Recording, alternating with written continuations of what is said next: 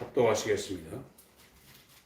히브리서 13장 7절부터 9절까지 합독하십니다. 시작.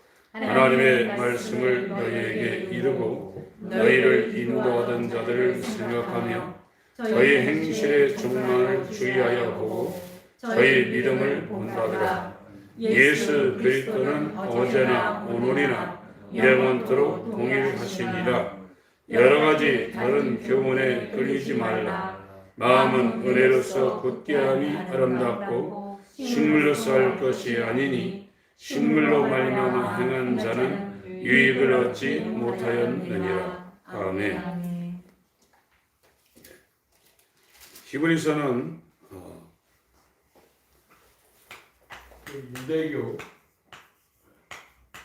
유대교에 있다가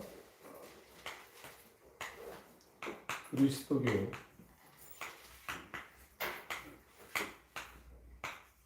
이 기독교로 개종한 히브리인들한테 쓰는 책입니다. 그래서 오늘날 우리에게도 이 말씀이 적용되지만 1차 수진자는 이 유대교에 있다가 그리스도교, 지금 이스라엘 사람들은 예수를 안 믿습니다. 하나님을 믿지만 예수님을 믿지 않습니다. 그래서 우리가 이스라엘 사람들을 생각하면 괜히 우구적인 감정이 들고 있는데 유대인들은 지금까지도 예수를 안 믿습니다. 구약 때 하나님에 의해서 택함받은 아브라함의 자손이지만 그렇게 이 유대교에 있으면서 성전 중심의 제사를 드리고 안식일을 지키고 십계명을 지키며 1500년간 모세 이후로 1500년간 하나님의 말씀을 받고 이들의 명절은 이방인들처럼 우상을 숭배하거나 조상신을 모시는 것이 명절이 아닙니다. 이 사람들은 하나님의 절기를 지켰던 사람들입니다. 그래서 유대인들은 명절도 하나님의 절기를 지켰던 사람임에도 불구하고 결국 이들의 장로들, 서기관들, 바리새인들이 하나님의 아들을 죽였어요. 거기에서 이제 그리스도교, 기독교, 예수 믿는 사람들로 개종한 이 히브리인들한테 쓰는 성경이 히브리서입니다. 그러니까 오늘날로 치면 북한에서 예수 믿는 것만큼 힘든 상황입니다. 북한은 하나님이 김일성입니다. 어렸을 때부터 유치원 때부터 시작해서 사탕을 주거나 선물을 주거나 음식을 줄 때 전부 김일성 이름으로 어려서부터 이거 사탕은 김일성 주석님이 주신 겁니다 해서 대학교 다닐 때까지 전부 다 학자금도 안 받고 명절 때나 어떤 기념일 때 다 그렇게 주니까 김일성이 하나님이 됐어요. 그래서 김일성 없이는 못 사는 지경이 된 겁니다. 그래서 북한에서 살다가 중국으로 탈북해서 중국 사람들이 김일성 욕하고 김정일 욕할 때 그것이 평생 이 세뇌가 됐기 때문에 우리가 생각할 때 예수를 욕하고 하나님을 욕한 사람들 상대는 안 하잖아요. 그 정도로 세뇌가 됐다는 거예요. 그런 것처럼 거기에서 북한에서 예수를 믿는다는 것은 굉장히 어려운 겁니다. 하나님인데요, 김일성이. 그래서 북한은 공산주의가 맞지만 이상한 공산주의입니다. 다른 공산주의는 그런 거하고는 다르거든요. 이념적으로 사회주의 공산주의인데 북한은 이념이 아니라 종교가 되어버린 거예요. 그래서 북한을 무력으로 무너뜨리기도 쉽지 않습니다.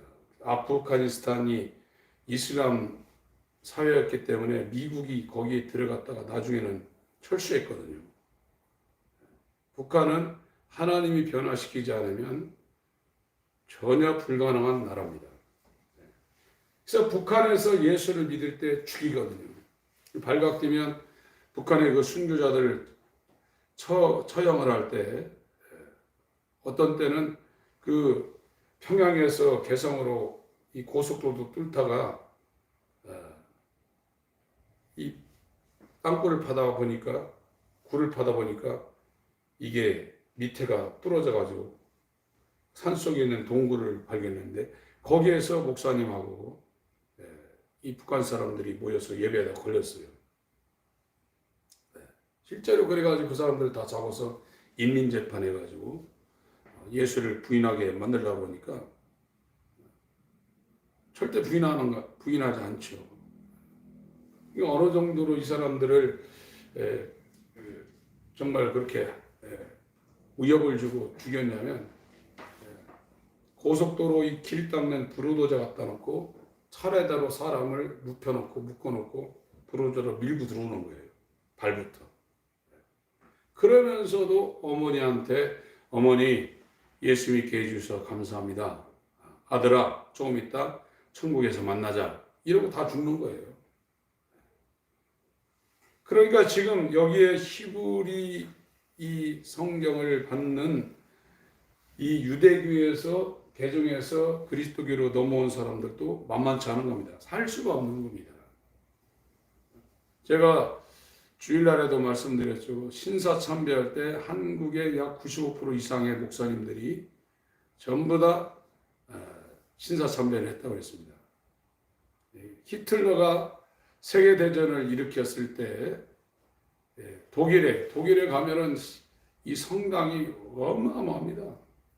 우리나라 교회 잘 짓는 것보다 그들은 이 교회, 우리나라로 치면 교회죠. 성당인데 그걸 뭐 100년, 200년 지은 것도 있거든요. 얼마나 잘 졌는지 몰라요. 히틀러한테 협조한 목사님들이 아주 선봉에 서서 95% 이상 목사님들이 히틀러한테 협조를 했다는 거예요. 교회가. 그거에 협조하지 않고 위보에 나갔다가 히틀러 저거는 사단이다, 마귀적이다. 그래서 살 수도 있었는데 나 혼자 살 수 없다고 독일로 들어가 가지고 히틀러 반대하다가 죽은 사람이 본히퍼라는 사람입니다. 아주 유명한 사람이죠. 그래서 이 히브리서도 이 굉장히 지금 어려운 상태라는 것을 기본적으로 알고 이 히브리서를 읽어야 됩니다. 그래서 1절부터 6절까지는 형제 사랑을 하라 이거죠. 그걸 하려고 그러면 자신을 위하여 사는, 정욕을 위하여 사는 탐심의 사람, 돈을 사랑하고 돈을 추구하는 사람, 또 육신의 정욕을 추구하는 이 성적인 욕망을 탐욕하는 그 삶을 살게 되면 절대로 그게 불가능하다. 그걸 버리라. 그 말씀을 하고 7절부터 또 설명을 하고 있습니다. 하나님의 말씀을 너희에게 이르고 너희를 인도하던 자들을 생각하며 저희 행실의 종말을 주의하여 보고 저희의 믿음을 본받으라. 그래서 이 유대교에서 이렇게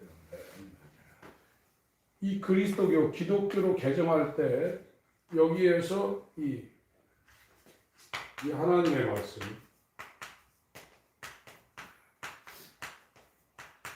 이 하나님의 말씀을 전한 사람들, 전하고 가르치고 한 사람들, 그러니까 이 하나님의 종이라고 그러죠. 그것이 오늘날을 치면 목회자가 될 수 있고, 또 전도자가 될 수 있고, 선교사가 될 수 있고, 또 교회에서 어떤 부서를 맡아서 가르치는 교사가 될 수 있습니다. 이 하나님의 말씀을 전하고 가르치고 그걸 인도하는 자들, 그 사람들을 지금 생각하여, 인도하던 자들을 생각하며 저희 행실의 종말을 주의하여 보고 저희 믿음을 본받으라 그랬거든요. 그래서 여기에 이제 이 유대인들이 기독교로 넘어갈 때 사도행전에 그 순교한 사람들이 있습니다. 이 스데반하고 사도행전 7장에 스데반하고 사도행전 12장에 제일 먼저 예수님이 부른 사도 중에 야고보가 이렇게 순교를 했어요. 그러니까 이 하나님의 일을 하는 사람들이 제일 중요하게 해야 될 일이 뭐냐면, 사역이 뭐냐면 하나님의 말씀을 제대로 증거해야 돼요. 하나님의 말씀을 제대로 증거하지 못하면 사이비가 되고 거짓 선지자가 되는 겁니다. 진리는 하나입니다. 진리가 여럿이 될 수 없어요. 그러나 진리가 아닌 것은 비슷하면서 달라요. 그런 것들은 복수로 설명을 해놨습니다. 그러니까 진리는 다 하나로 해놨습니다. 사도행전 20장을 보겠습니다. 진리가 여러 개가 있는 게 아닙니다. 딱 하나입니다. 하나님의 말씀이 추구하는 그 초점도, 좌표도 하나를 향해서 가게 되어 있습니다. 회개와 거듭남을 향해서 가고 있는 겁니다.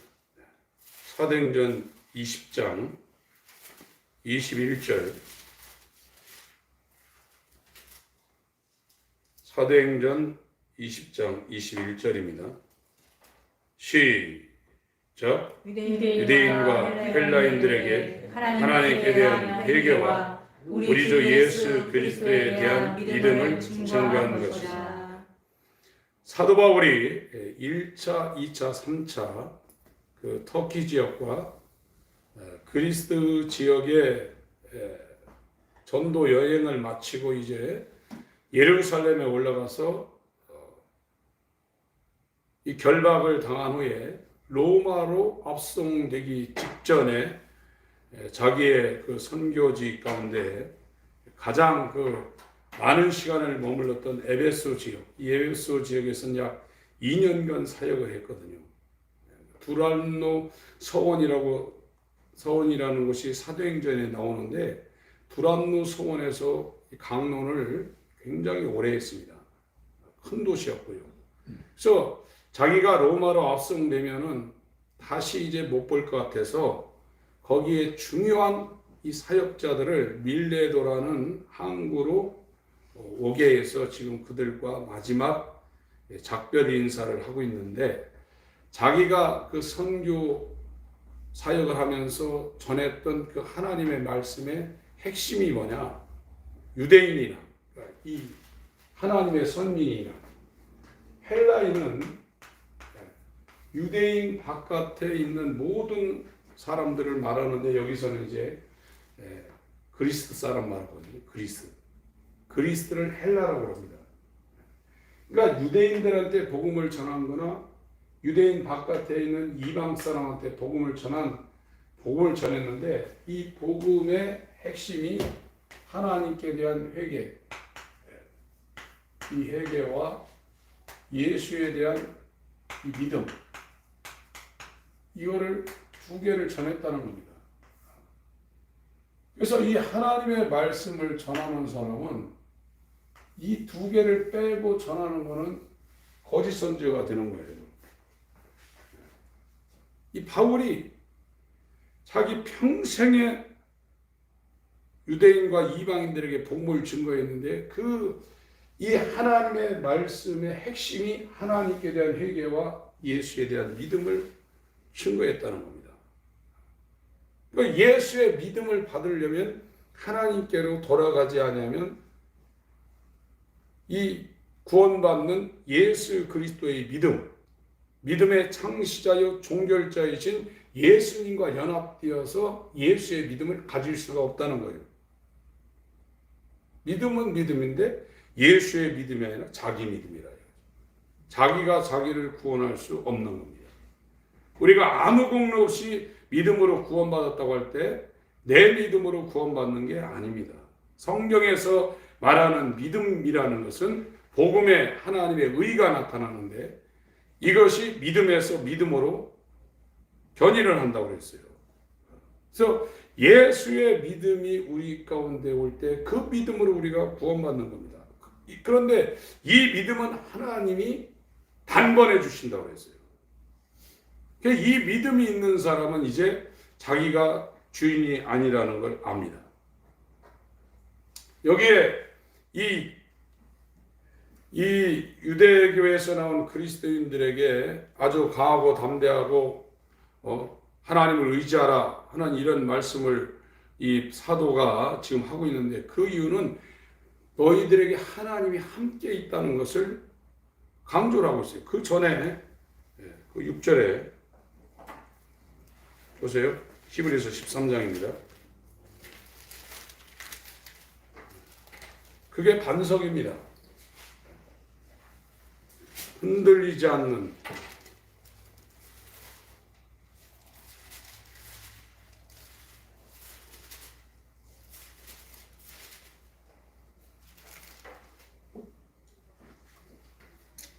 오절 제가 읽습니다. 돈을 사랑치 말고 있는 바를 족한 줄로 알라.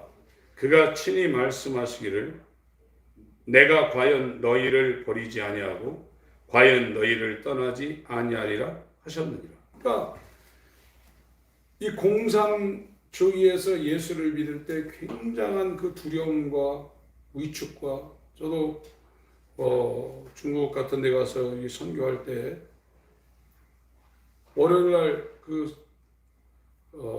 설교하는 장소에 들어갔다가 신발을 나올 때 신습니다. 바깥에 못 나오거든요. 우리나라 한 20평 되는 그런 집에 40명, 50명이 그냥 몰려 있어요. 사람 냄새가 엄청나죠. 그래도 새벽부터 밤 11시, 12시에 사람들이 끔찍 안 합니다. 하루 종일 설교하고 밥 먹고 그 일밖에 안 하는데, 이 발각되면 이제 잡혀가기 때문에 사람 많이 모여있을 때 조금씩 한마디씩만 해도 소리가 나가지고, 그래서 새벽에 기도할 때 기도 크게 하지 말라고, 크게 하면 어깨 쳐가면서 소리 지르지 말라고 해도 얼마나 기도 소리가 진실되고 세게 나오는지 기도를 크게 못하게 말리고 다녔어요. 한국 사람들은 기도 크게 하라고 해도 못합니다. 지금 우리가 기도한다고 해서 잡아가기를 합니까? 뭐 하기를 합니까? 이제 조금 있으면 기도 못할 때 예배 못 드릴 때가 옵니다. 이 방죽이 무너지고 홍수가 날 때 그 방죽의 그 터가, 방파제가 무너질 때 갑자기 흘러나오는 거거든요. 예고돼서 되고 그게 터지는 게 아닙니까? 어느 순간에 견디다 이 물을, 수압을 견디지 못하면 그것이 터질 때 한꺼번에 밀려와서 사람들이 죽는 거거든요. 핍박이 그렇게 온다고 그랬습니다. 지금 아무렇지도 않은 이때도 못하는데 그런 핍박이 올 때 그냥 다 떠내려가게 되어 있어요. 지금 저와 여러분의 믿음이 반석 위에 세워지지 아니한 상태라면, 비가 내리고 창수가 나고 바람이 불어 부딪힐 때 지금은 신앙생활 잘하는 것 같죠. 목사가 되려고 그러면 지금은 그래도 목사님들 먹고 사는 문제가 거의 다 해결되죠. 그러나 50년대, 60년대, 70년대만 해도 목사님들, 대학생들 신학대학 안 가는 이유는 목회하게 되면 먹고 살기가 힘들었어요. 그래서 목사님들한테 사모될 분들이 시집 잘 안 갔어요. 목사 부인 되면 먹고 사는 문제가 힘들었기 때문에 목회자하고 신앙도 있지만 결혼을 안 하려고 했어요. 일제시대는 얼마나 더 했겠어요. 목회하는 게 얼마나 힘들었겠어요. 그런 힘든 것도 견뎠던 사람이 목에 칼이 들으니까 일제시대 때 95% 이상 이 목회자들이 다 가서 우상한테 숙였어요. 그 밑에 성도님들은 더 말할 것도 없겠죠. 이 핍박이라든지 이런 사단의 마지막 환난은 예고되지 않는 어떤 순간에 한꺼번에 옵니다. 그래서 우리의 믿음으로 지금 종교 생활하고 있는 이 상황을 우리가 봐야 돼요. 제가 이번 주일날 설교하려고 생각하고 있는 것이 탕자인데, 탕자처럼 자기의 그 상황을 돼지 지염 열매 먹고 이렇게 저주받고 있는 상황이라는 걸 자기가 깨닫지 못하면 아버지께로 돌아오지 못합니다. 하나님을 떠나서 사는 모든 삶은 탕자의 삶입니다. 그 사람이 돈이 많든지 권력을 갖고 있든지 세상에 성공했든지 아무 상관없이 하나님을 떠나 사는 모든 삶은 돼지 지염 열매를 먹고 있는 저주받은 탕자의 삶입니다.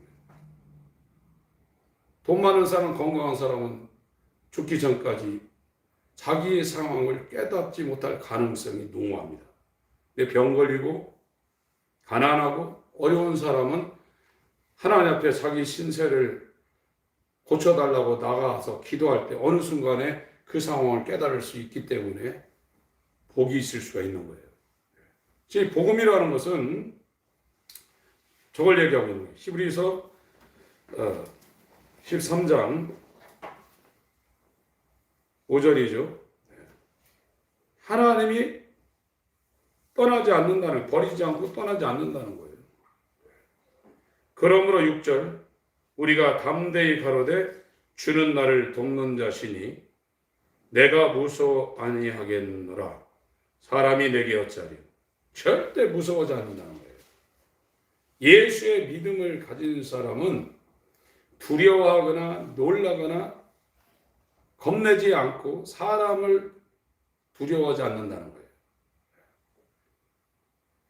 그런데 이 믿음이 없으면 잠언서 29장을 읽어보겠습니다. 잠언서 29장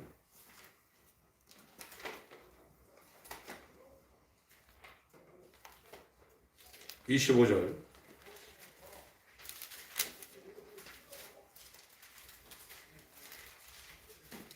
잠언서 29장 25절입니다.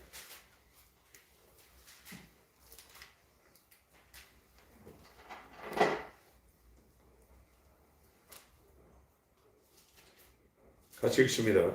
잠언서 29장 25절.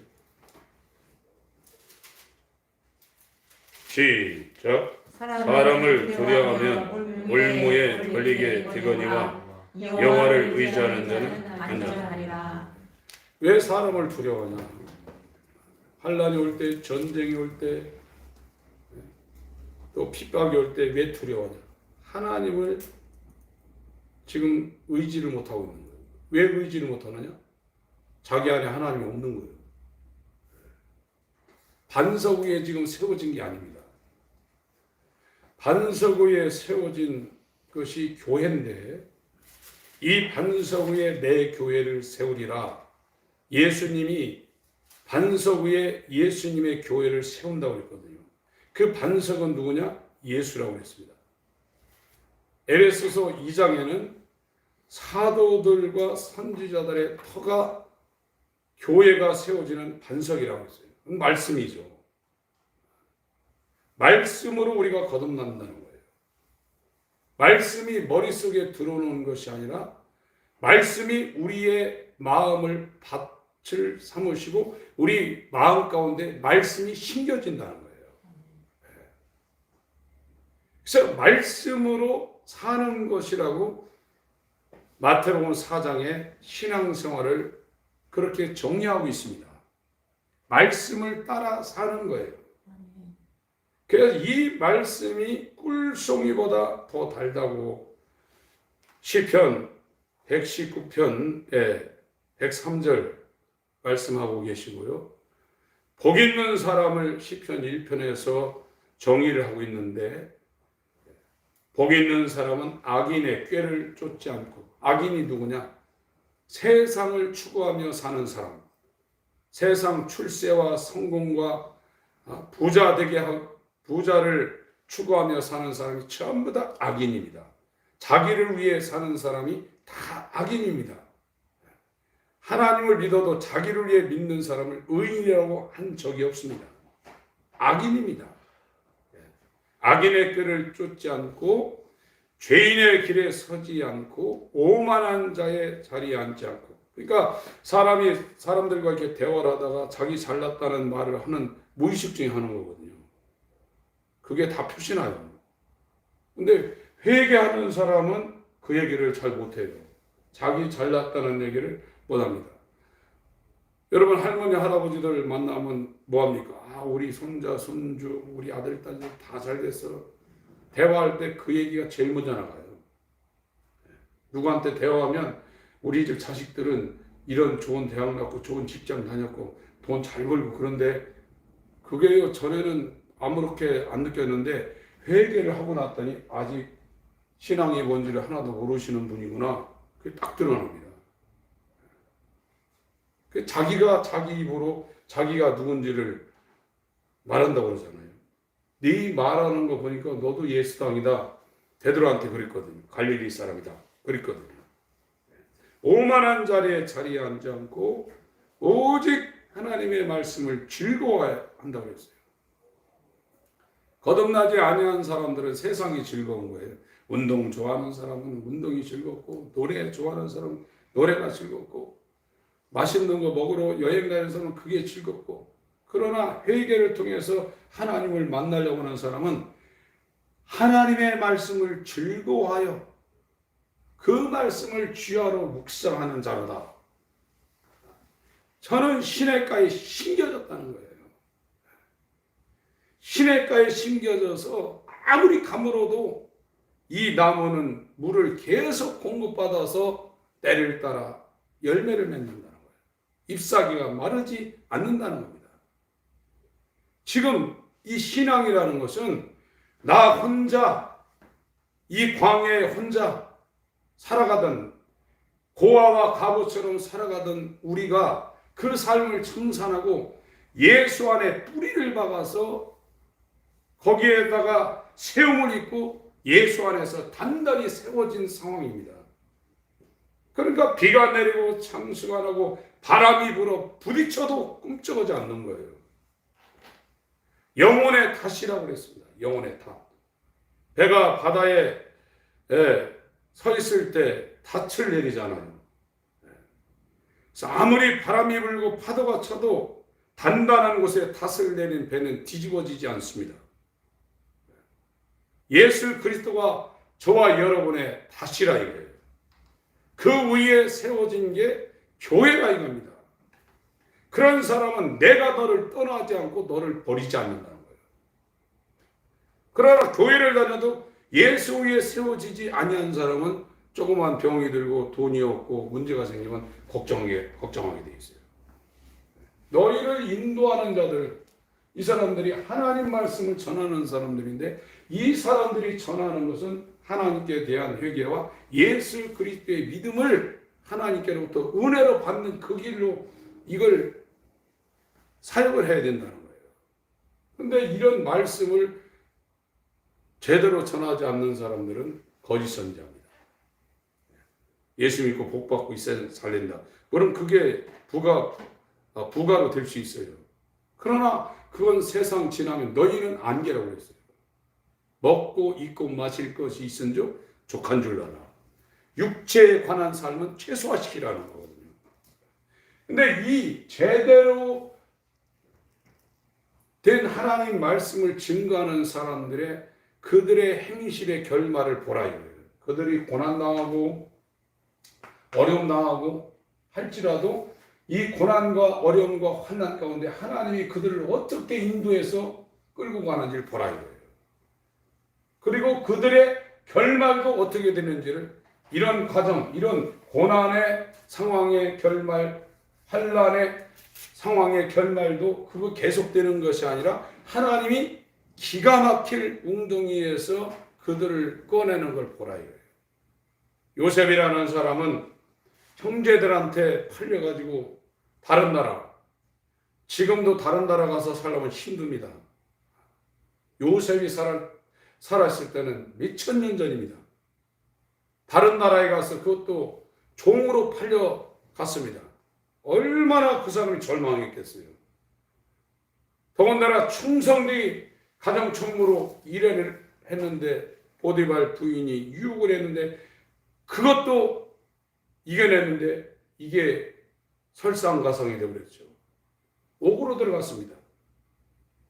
그러나 요셉과 하나님이 함께하는 상황이기 때문에 종살이, 옥살이의 결말로 끝나는 것이 아니라 술 맡은 똥 맡은 관원장을 만나게 해서 꿈을 해석해 주게 해서 바로의 꿈을 해석하는 애굽의 총리로 요셉을 이끌고 가는 걸 보라 이거예요.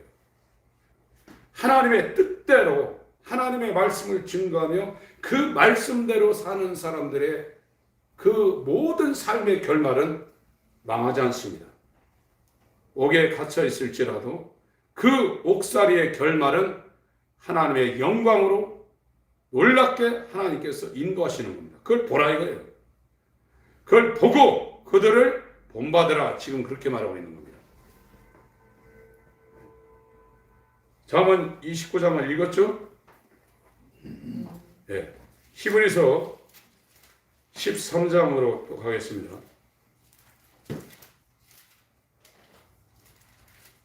복음은 회개와 거듭남 이외에는 없습니다.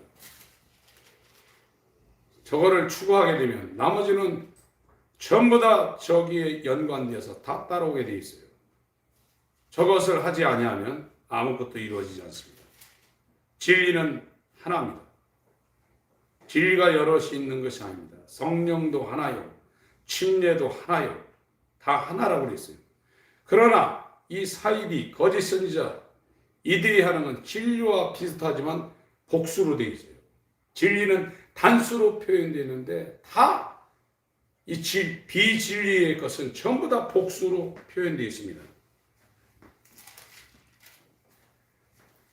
7절 내용은 그 내용입니다. 하나님의 말씀을 너희에게 이르고, 진짜 하나님의 말씀을 가르치는 사람들, 하나님께 대한 회개와 예수 그리스도에 대한 믿음입니다. 이 하나님의 진리의 말씀을 너희에게 이르고 너희를 인도하던 자들을 생각하며 저희 행실의 종말을 주의하여 보고 저희 믿음을 본받으라.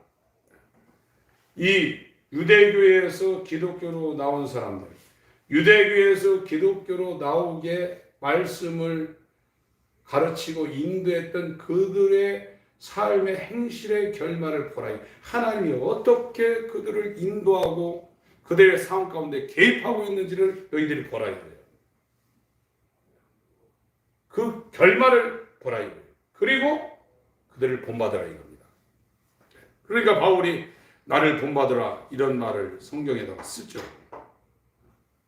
하나님이 자기와 함께하고 있다는 것을 확신하는 것이고 자기가 하나님의 말씀을 진리로 정확하게 증거하고 있다는 걸 바울 자신도 확증하고 있는 겁니다. 내가 하는 것은 내 안에 능력으로 역사하시는 이의 역사를 따라 내가 수고하는 것뿐이다. 이 은혜의 복음을 증거하는 일을 마치려 하면은 내 목숨도 조금도 귀한 것으로 여기지 않는다고 바울은 자기의 정체성을 확고하게 했습니다. 자기 일을 하는 사람이 아니라는 걸 자기가 알고 있었어요. 예수님이 자기 안에서 나는 죽었지만 내가 지금 사는 것은 내가 사는 것이 아니라 내 안에 나를 위하여 자기 몸을 버리신 예수께서 주인이 되어 내가 살고 있다. 나는 그분을 섬기기 위하여 내 목숨을 조금도 귀한 것으로 여기지 않는다. 믿음을 지키고 선한 싸움을 싸우고 달려갈 길을 다 달려가는 것이 나의 삶의 목적이다. 이렇게 되니까 나의 영원하신 기여 생명보다 귀하다, 이 찬양이 나오는 거예요. 예수로 말미암아 내가 하나님으로부터 받을 그 영원하신 기업이 내 육신의 목숨의 생명보다 귀하기 때문에 내게 유익하던 모든 것을 내가 배설물처럼 여긴다. 그런데 이게 안 된 사람은 지금 기도도 잘할 수 있죠. 금식도 할 수 있습니다. 그러나 예수의 믿음이 들어오지 않은 사람은 일제 36년 시대에 일본 순사들이, 옛날에 순사라고 했어요. 칼 차고 와가지고 예수 믿을래 안 믿으려면 다 살려주십시오. 다 간다는 거예요. 비가 내리고 창수가 나고 바람이 불어 그 사람의 믿음이 어떠한가를 시험할 때 무너진다는 거예요. 그 공력이 어떠한가를 시험할 때 불로 나타내는데 다 타버린다는 거예요. 예수 그리스도에게 우리가 연결되어 있어야 합니다. 닻을 내리고 있어야 돼요. 히브리서 몇 장입니까 이게? 6장 19절인가요? 8장 19절입니다. 6장 19절.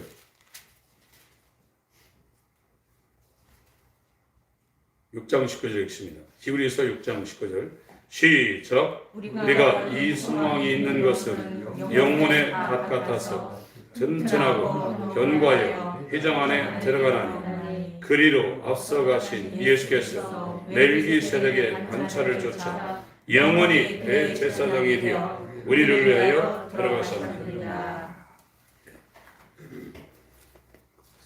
4장 16절 한 번 더 읽어보세요. 4장 16절.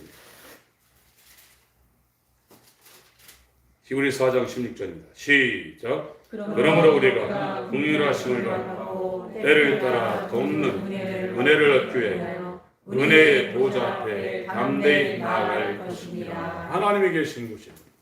법궤가 모셔져 있는 곳. 은혜의 보좌, 시은 자, 거기에 날마다 나아간다는 거예요. 모세야, 내가 여기에서, 이곳에서 너를 만날 것이다. 내게 이를 것을 내가 이 법궤 앞에, 은혜의 보좌, 지성소, 시은 자 앞에서 너에게 이뤄줄 거라고 했어요. 하나님으로 사는 겁니다. 인간은. 근데 인간의 모든 불행은 하나님을 상실했어요. 마음에서 하나님을 상실했어요. 마음에 하나님이 없는 거예요. 마음에 하나님이 없으면 반대의 것으로 꽉 차 있습니다. 강도의 구별입니다. 로마서 1장 28절에 하나님을 상실한 마음대로 내어버려 두사 합당치 못한 일을 하게 하셨으니 하면서 쭉 인간의 정욕을 거기다 다 쓰고 있는 거예요. 하나님이 있어야 돼요. 우리 마음 가운데. 그 사람은 그 영혼의 닻을 반석이신 예수에게 딱 내려 있는 거예요. 요동하지 않는 페트라 위에 세워진 베드로스 교회가 되는 겁니다. 이 반석은 예수 그리스도라고 했어요. 사도와 선지자들의 토에 세운 게 너희니 성도라고 그랬습니다. 그러니까 여호수아한테도 여호수아야, 내가 모세와 함께 있는 것처럼 너를 절대로 떠나지 않을 거다. 강하고 담대하라. 그러니까 이 유대교에서 그리스도교로 나온 사람들이 살기가 힘든 거예요. 그러니까 이 사람들이 계속 또 유혹합니다. 얼마든지 돌아갈 수 있단 말이에요. 이 사도가 여호수아의 한테 하나님 한 것처럼 절대 너희들을 버리지 않는다 얘기하는 겁니다. 그리고 너희들보다 먼저 이 하나님 말씀을 받고 그거를 순종하고 너희들에게 가르쳤던 그 사람들의 삶을 보라 이거예요. 어려웠을지라도 어렵게 끝나는 게 아니다. 기가 막힐 웅덩이에서 말씀을 보내어 그들을 건져내시고 흑암에서 빛 가운데로 그들을 건져내는 걸 니들이 보라 이거예요. 그리고 그 믿음을 본받으라. 지금 그렇게 말하고 있는 겁니다. 8절은 히브리 13장 8절 예수 그리스도는 어제나 오늘이나 영원토록 동일하시니라. 이 말씀 갖고 설교를 많이 하는데요. 여기서 말하는 이 말씀은 이 유대교는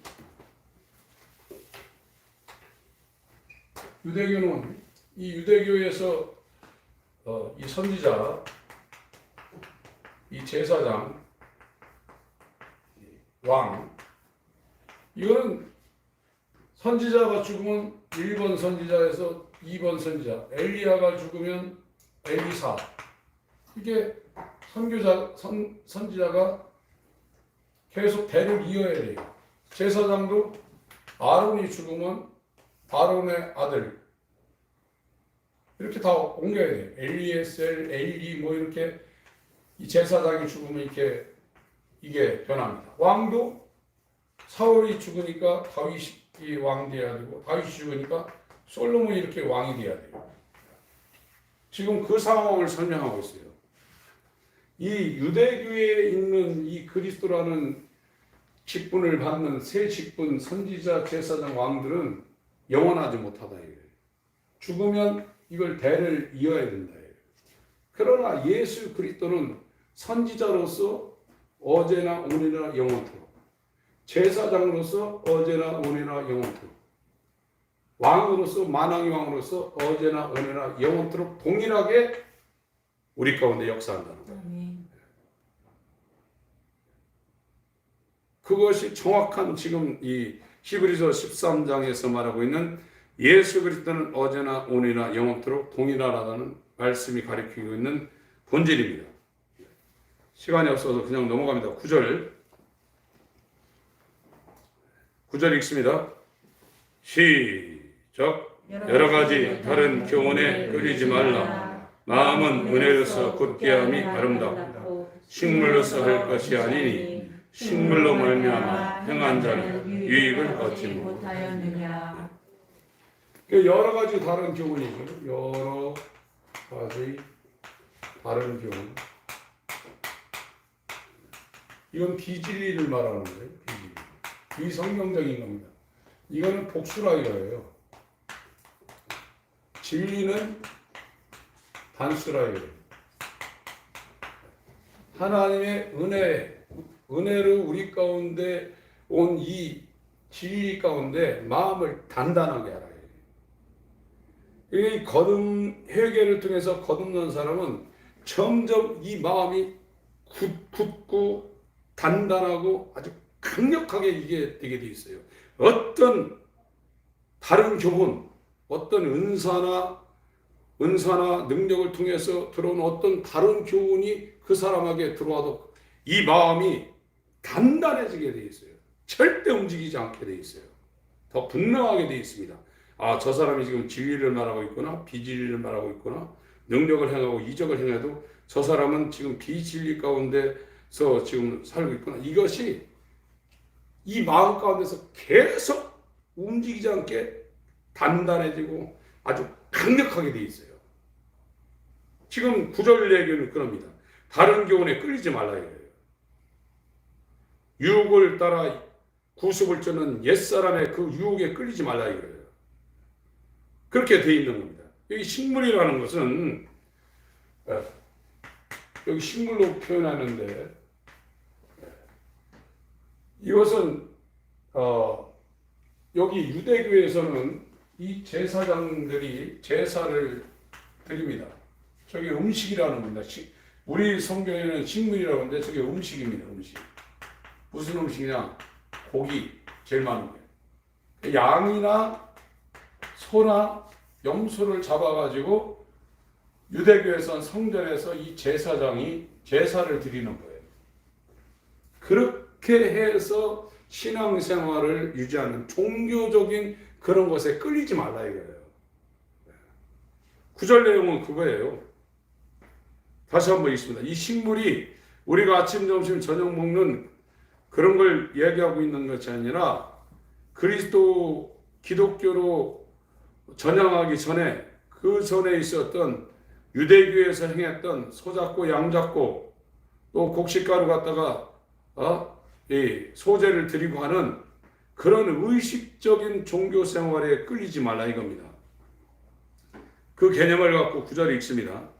시작. 여러 가지 다른 교훈에 끌리지 말라. 마음은 은혜로서 굳게함이 아름답고 식물로서 할 것이 아니니 식물로 말미암아 행한 자는 유익을 얻지 못하느니라. 이 개역 한글이 잘못 번역하고 있는 것이 식물이라고 해놔가지고 이걸 설명을 안 해주면 이 말씀이 무슨 말씀을 하는지 전혀 알 수가 없어요. 그래서 성경이 마귀가 엄청나게 성경을 바꿔놓은 것은 분명합니다.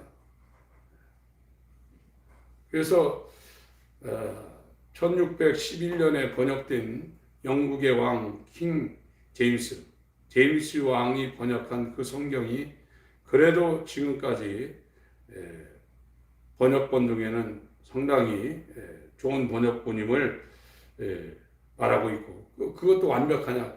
그것도 아닙니다. 그러나 구원에 이르도록 하는 데는 뭐 하나님께 회개하는 사람들은 다 가능하겠죠. 근데 이브리서 13장 9절 같은 내용은 이 식물로 이걸 일반 성도님들이나 지도자들이 읽을 때는 무슨 얘기를 하는지 모르는 거예요. 이거는 유대교에서 성전을 중심으로 제사장들이 이 제사 제도를 하는 것에 끌리지 말라는 거예요. 그거는 지금 예수의 십자가로 말미암아 다 그건 끝났다는 겁니다. 히브리서 8장 13절 읽겠습니다. 히브리서 8장 13절입니다. 시작. 말씀하셨으니 첫 것은 낡아지게 하신 것이니 낡아지고 쇠하는 것은 없어져가는 것이니라.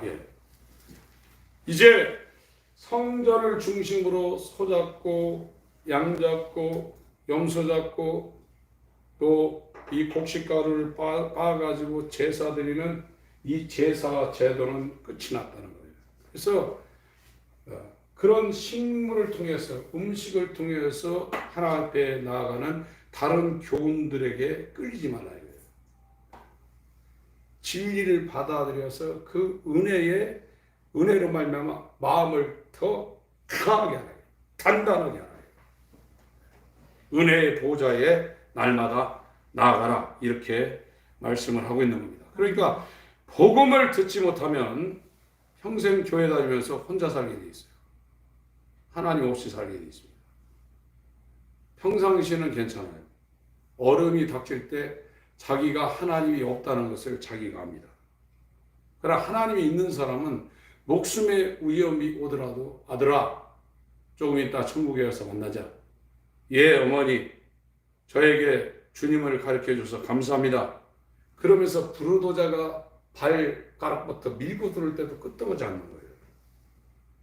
그게 성경에서 말하는 예수의 믿음입니다. 이 믿음을 주시기 위해서 하나님의 아들이 자신을 물처럼 낮춰서 십자가에서 죽으시고 죽은 뒤 3일 만에 부활하셨습니다. 저와 여러분들이 이 믿음, 이 은혜로 말미암아 이 마음을 굳게 하려고 그러면 이 1번, 2번을 하셔야 돼요. 회개는 잘못했습니다. 내가 이렇게 실수했네요. 범죄했네요. 그 차원이 아닙니다. 다 버려야 됩니다. 내 생각을 버리고 내 뜻을 버리고 내 욕망을 하나도 없이 나를 따라오는 너를 부인하라. 그래야 너한테 십자가가 쥐어질 것이고 그리고 나를 따를 것이다. 이게 유일하다고 성경은 말하고 있습니다. 하나님 아버지, 우리의 영원하신 기업을 우리에게 주시기 위하여 영원한 생명이 인간으로 이 땅에 오셔서 우리가 예수와 연합하여 죽을 수 있는 그 십자가의 길을 열어놓으시고 또 예수와 연합하여 다시 살아날 수 있는 생명의 길을 우리 가운데 허락하여 주심을 감사드립니다. 아멘. 정말로 우리를 부인하게 하여 주시고 우리가 얼마나 비참한 상황에 살고 있는지 탕자가 지업 열매를 먹으며 자신의 전적 타락된 그 상황을 발견한 것처럼 우리도 그와 같은 하나님의 빛의 조명이 있게 하여 주시옵소서. 그리하여 아버지께로 돌아갈 수 있도록 인도하여 주시옵소서. 예수의 이름으로 기도합니다. 아멘. 아멘.